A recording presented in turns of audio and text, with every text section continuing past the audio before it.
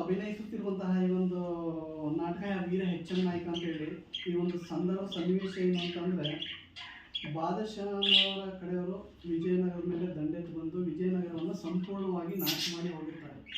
ಇಂತಹ ಒಂದು ಸನ್ನಿವೇಶದಲ್ಲಿ ನಗರದ ಅವಲೋಕನ ಮಾಡುತ್ತಿರುವಂತಹ ವೀರ ಹೆಚ್ಚನ ನಾಯಕ ನಗರದ ಅವಲೋಕನ ಮಾಡುತ್ತಿರುವಂತಹ ಒಂದು ಸನ್ನಿವೇಶ. ಇದರಲ್ಲಿ ಎರಡು ಪಾತ್ರ ಬರ್ತದೆ, ಒಂದು ಹೆಚ್ಚನ ನಾಯಕ ಮತ್ತೊಂದು ತಿರುವೆಂಕಟ. ಇಲ್ಲಿ ನಿಂತರೆ ಹೆಚ್ಚನ ನಾಯಕ ಮತ್ತೆ ಇಲ್ಲಿ ನಿಂತರೆ ತಿರುವೆಂಕಟ.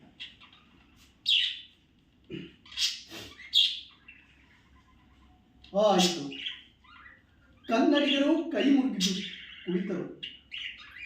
ಯಾವ ನಗರವು ವಿಜಯ ವಿಖ್ಯಾತಿಗಳಿಂದ ಕೂಡಿ ನೆರೆಹೊರೆ ಬಾದಶಾಹನ ಪ್ರವೇಶಕ್ಕೆ ದುರ್ಗಮವೆನಿಸಿದಿತ್ತೋ, ಯಾವ ನಗರದ ಜಯವಧು ಹಿಂದೂಗಳ ತೋಳ್ಬಲಕ್ಕೆ ಒಲಿದು ಜಯಮಾಲೆಯನ್ನು ಹಾಕಿ ರಾರಾಜಿಸುತ್ತಿದ್ದಳೋ, ಯಾವ ನಗರವು 3 ಮುಕ್ಕಾಲುಗಳಿಗೆ ಬಂಗಾರದ ಮಳೆಗರೆಯಲ್ಪಟ್ಟು ಕುಬೇರನ ಹಣಕಾವತಿಯನ್ನು ನಾಚಿಸುವಂತೆ ಸಂಪತ್ ಸೌಭಾಗ್ಯಗಳಿಂದಲೂ ಕೂಡಿ ಮೆರೆಯುತ್ತಿದ್ದಿತ್ತೋ, ಯಾವ ನಗರವು ಪಿತೃವಿನಂತ ಪರ್ವತಗಳಿಂದಲೂ ತಾಯಿಯಂತೆ ತಾಳಿಕೋಟೆಯಿಂದಲೂ ಪುತ್ರರಂತ ಪವಿತ್ರರಾದ ಪಾಳೆಗಾರರಿಂದಲೂ ರಕ್ಷಿಸಲ್ಪಟ್ಟು ಅಧಿಗಂತ ಕೀರ್ತಿಯನ್ನು ಆರ್ಜಿಸಿದಿತ್ತೋ, ಯಾವ ನಗರದಲ್ಲಿ ಹರಿವರ್ಗಗಳ ಆಟವು ಅಂತರಾಯವನ್ನು ಪಡೆದಿದ್ದಿತ್ತೋ, ಪ್ರತ್ಯಕ್ಷ ಸ್ವರ್ಗವಾಸವೋ ಎಂಬಂತೆ ಯಾವ ನಗರದ ಸಾರ್ವಭೌಮ ರಾತ್ರಿಗಳಿಂದ ಸ್ಥಾಪಿಸಲ್ಪಟ್ಟ ಉಗ್ರ ನರಸಿಂಹ, ಕಡಲೆ ಗಣಪತಿ, ಸಾಧುವೆ ಗಣಪತಿ, ವಿರೂಪಾಕ್ಷಾದಿ ದೇವಾಲಯಗಳಿಂದಲೂ ಕೂಡಿ ಯಾತ್ರಿಕರ ಹೃದಯದ ನಿತ್ಯ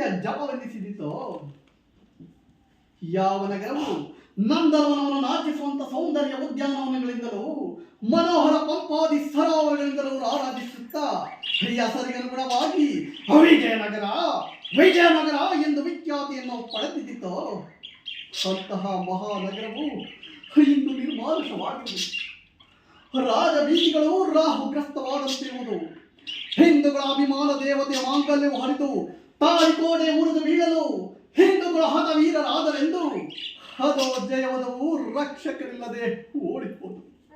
ಹಾಯ್ ಹಾಯ್, ಹಿಂದೂಗಳ ತಲೆಗಳು ಆ ದುರಾತ್ಮರಾದ ಪದಾಘಾತಗಳಿಂದ ತುಳಿಯಲ್ಪಟ್ಟವು. ನೋಟಕ್ಕೆ ಅಹಲ್ಲದ ಕರವೆನಿಸಿದ ನಗರದ ಅವಲೋಕನವು ಇಂದು ವಾಯಿಸಿದ ಗುಜರಾತಿಗಳ ವಾಸವೋ ಎಂಬಂತೆ ಭಯಾನಕವಾಗಿರುವುದು. ಅಯ್ಯೋ, ನೋಡಲಾರು, ಕೇಳಲಾರದು, ಕಣ್ಣಾಲುಗಳು ತಿರುಗುತ್ತಿವೆ, ಕೈ ಕಾಲುಗಳು ಕಂಪಿಸುತ್ತಿವೆ, ರಕ್ತವು ಕುದಿಯುತ್ತಿದೆ. ಹೆತ್ತ ತಾಯಿನ ಮೃತ್ಯುವಿಗೆ ತುತ್ತಾಗಿಸಿದ ಹೇಳಿ ಎಂದು ಅದ ಜಯವಧುವನ್ನು ನೋಡಿ ನಗುತ್ತಿರುವಳು. ನಗುವೆಯ ಹೆಚ್ಚಮ್ಮ ನಗು, ನಿನಗಿನ್ನೇತಕ್ಕೆ ಕನ್ನಡದ ರಾಷ್ಟ್ರವೀರ ನಿಮ್ಮ ಪೊಗರು, ನಿನಗಿನ್ನೇತಕ್ಕೆ ಕನ್ನಡದ ಏಳಿಗೆ. ಅದು ವಿಜಯನಗರದ ಸ್ಥಾಪನೆ, ವಿಜಯನಗರದ ಏಳಿಗೆ, ವಿಜಯನಗರದ ನಾಶ, ವಿಜಯನಗರದ ಸರ್ವನಾಶ. ಪ್ರತಾಪಿಗಳೇ, ಸಂತಾಪ ಪಡಬೇಡಿ. ಆಪತ್ಕಾಲದಲ್ಲಿಯೂ ವ್ಯಸನ ಪೀಡಿತರಾದಾಗಲೂ ಧೈರ್ಯವನ್ನು ಅವಲಂಬಿಸಬೇಕಲ್ಲವೇ? ನಡಿ, ಆ ವಿರೂಪಾಕ್ಷನ ದರ್ಶನವನ್ನು ಪಡೆಯೋಣ.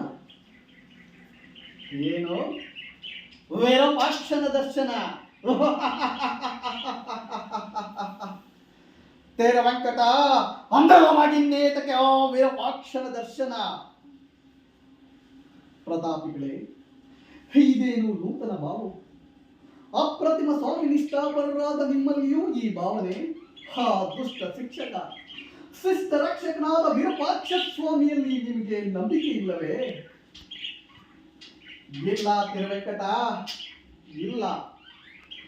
ದುಷ್ಟ ಶಿಕ್ಷಕನಾಗಿದ್ದಲ್ಲಿ ಕೆಟ್ಟ ಯಮನರಿಗೆ ಇಷ್ಟ ನೆನೆಸುತ್ತಿದ್ದನೆ, ಶಿಷ್ಟ ರಕ್ಷಕನಾಗಿದ್ದಲ್ಲಿ ಪುರವಿಶಿಷ್ಟವನ್ನು ನಷ್ಟಗೊಳಿಸಿ ಸಂತುಷ್ಟನಾಗುತ್ತಿದ್ದನೆ. ಸುಟ್ಟ ಬಾಳಿನವರಾದೆವು, ಕಟ್ಟ ಕಡೆಗೆ ನೆಟ್ಟ ಪ್ರತಿಮೆಯಂತಾದೆವು. ಏಕೆ ದೇವ, ಏಕೆ ದೇವ, ನಮ್ಮ ಸೇವೆಯೂ ನಿನಗೆ ರುಚಿಸಲಿಲ್ಲವೇ? ನಮ್ಮ ಮೊರೆಯೂ ನಿನಗೆ ಕೇಳಿಸಲಿಲ್ಲವೇ? ನಿಮ್ಮ ಪ್ರಿಯ ಭಕ್ತರೆನಿಸಿದ ಈ ಹಿಂದೂಗಳ ತಲೆಗಳು ರಣರಂಗದಲ್ಲಿ ಕರಕರನೆಂದು ಕುಯ್ಯಲ್ಪಡುತ್ತಿದ್ದಾಗ ಅದು ನಿನಗೆ ಗೋಚರಿಸಲಿಲ್ಲವೇ? ಓ, ಇವನೆಯೋ ಉಗ್ರ ನರಸಿಂಹ. ಛೈ!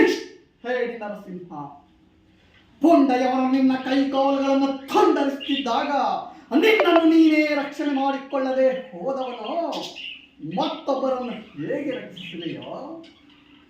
ದುಷ್ಟ ಶಿಕ್ಷಕನಂತೆ, ಅಶಿಷ್ಟ ರಕ್ಷಕನಂತೆ ಗೋ ಪೂಜೆ ಮಾಡಿದವರು ರಾಜ್ಯವನ್ನು ನೀಡಿದರು, ಗೋಹತ್ಯೆ ಮಾಡಿದವರು ರಾಜ್ಯವನ್ನು ಆಳಿದರು.